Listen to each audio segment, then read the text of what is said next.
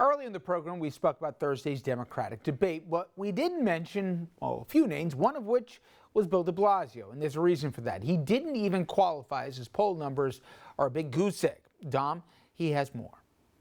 Well, Richard, de Blasio continues to have a huge image problem, and some of the veteran political insiders we spoke with say it's largely his own fault.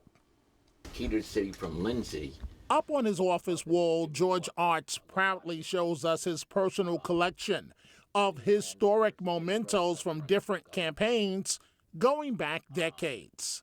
Arzt helped craft the image of one of New York's most famous mayors, Ed Koch, serving as press secretary for Koch. He was even a campaign advisor to the current occupant at City Hall when Bill de Blasio made the leap from the New York City Council to running for public advocate, citywide office. When you talked about Ed Koch or Giuliani or Bloomberg, you always felt that they were out front and that they knew what they were doing and that they were leaders. You don't get that feeling from de Blasio. It seems like there's a strong sentiment out there that de Blasio just doesn't like the job. I think there's a feeling that started from the beginning when he went to the gym at 11 o'clock. De Blasio gave the media plenty of material. He insisted on working out at his old Brooklyn YMCA, some 40 minutes by SUV from Gracie Mansion. Then he was noticeably late to some public events. Certainly, his predecessors all worked hard. You might have disagreed with them, violently, but you know that they work hard and that they want to do a great job. They want to bleed for New York City. De Blasio bristles at suggestions he isn't working hard or doesn't like the job. When we asked longtime political consultant Hank Sheinkopf his first thoughts of de Blasio, he said, quote, unfulfilled destiny. We think of mayors as people who turn on the lights in the morning when we wake up, and when we go to sleep, they should turn off the lights in the city. They're the people we look to for protection, for strength, and for, frankly, to make us feel secure. He's not able to do any of that and hasn't been able to do any of that. His destiny as a mayor is to have his picture up on the wall, down by the Blue Room, downstairs in the City Hall, right? And to be revered. But that's not going to happen. The odd thing about the entire situation is de Blasio has delivered on campaign promises. He can rattle off the crime rate, which still for the most part remains low, the major expansion of pre-kindergarten programs in public schools, and new rules requiring employers to provide paid sick leave. When he first announced his candidacy for mayor, Bill de Blasio did interviews with us. Well, Dominic, you've asked me many a strong political question before. But his press office did not respond to a request for this story. We're being unfair to him.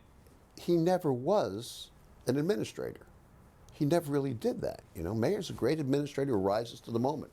What he is good at is running for office. He's good as a political consultant, and that's how he spent his life, as a strategist and as a candidate. We're asking him to do something that he's really not capable of doing. And despite that, he has a record that some might be enviable of. It doesn't help when the headline in a Sunday New York Times story just last month reads, quote, how Bill de Blasio went from progressive hope to punching bag. Newspapers are actually doing stories on how little time he spends at City Hall. I think he never went after the media. He never sat down with reporters one-on-one.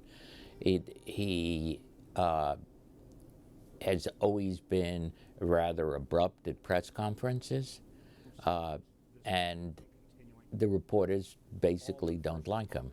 It really is that simple? It's as simple as that. In the Inner Circle show, if you remember, they made Corey Johnson mayor, and that was very telling for what the reporters thought. Something Arzt and Sheinkopf believe was a big mistake, de Blasio's presidential run.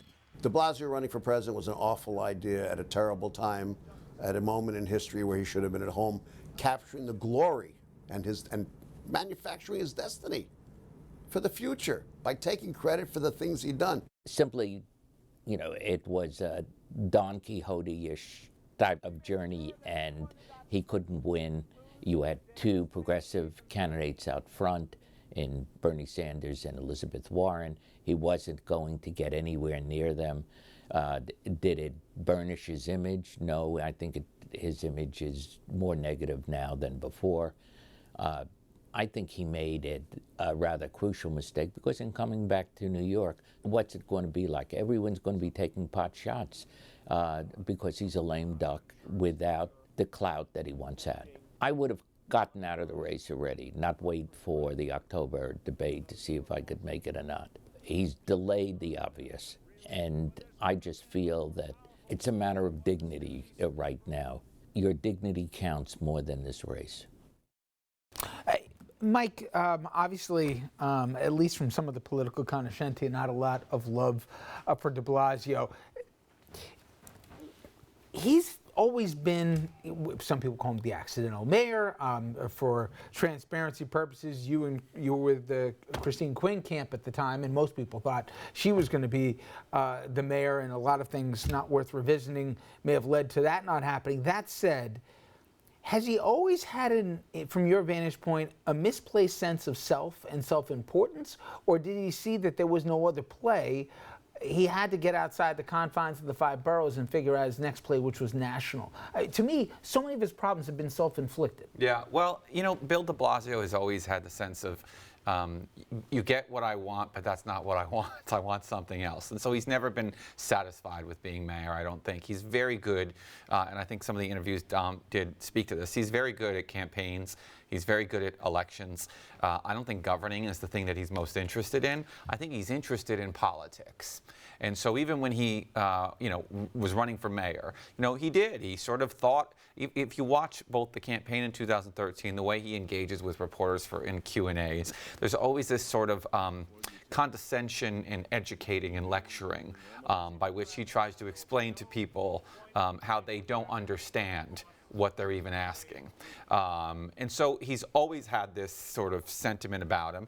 And also, I think that he has just been completely unsatisfied with the day-to-day mechanics of running a city. I think Bill de Blasio likes politics. Bill de Blasio is fairly good at politics. Arguably, he's made a bad political decision thinking he's going to be the next president of the United States, but that's really what he is most passionate about, is politics. And so I think he jumped into this race because he likes politics. I think he jumped in the race because he doesn't necessarily love governing. I always thought Bill de Blasio probably is better suited for chairman of the DNC than he is as the mayor of New York or president of the United States. I don't think I'll have to worry about the last one being the decision, because it won't be his, Don. But that said, I think this has been largely without risk. Some of the political moves, like remember the whole fiasco about will I not endorse Hillary Clinton, like the world was waiting for the answer, and then what he ran into when he went to Iowa, which was basically unanswered doors. To that end, fine.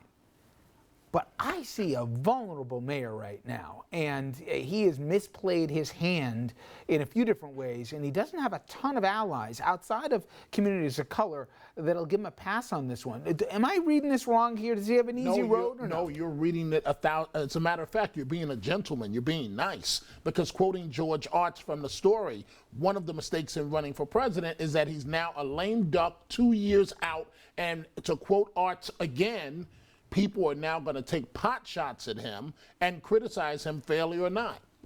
And the city's been largely, talk about, on a tee for you. The economy's been fantastic. Yeah. Crime rates are down. Maybe the mayor gets some of the credit for it, but a lot of people rightfully say he didn't inherit a bad hand here. He could have done different things. He could have been the policy mayor and picked a couple cause celebs. Instead, it's always been about what's the next job. Well, he's pulled off a few policy shifts in the process, too. Universal pre-K, which went through the state, but was his baby to begin with initially. People were confused if it was the governor's doing or his, but okay. Vision, yeah. Well, yeah, but it was his proposal that Cuomo bigfooted him on. The Vision Zero when it comes to safety on the streets and some other changes to the city. The city's doing fairly well, and he won re-election by a pretty wide margin in 2017. He's made a lot of political enemies along the way, both in terms of the political class and the journalist class. And Dominic, I'm curious how much of this criticism that you heard from these guys do you think was always there and always on the level, and how much of this is just because of the decision to run for president? Were these enemies who were laying low until there was a moment of weakness. I think to answer your question, the bottom line comes down to this. De Blasio is seen as quite arrogant, and the media establishment and the political establishment do not appreciate his arrogance, and so people are taking shots at him.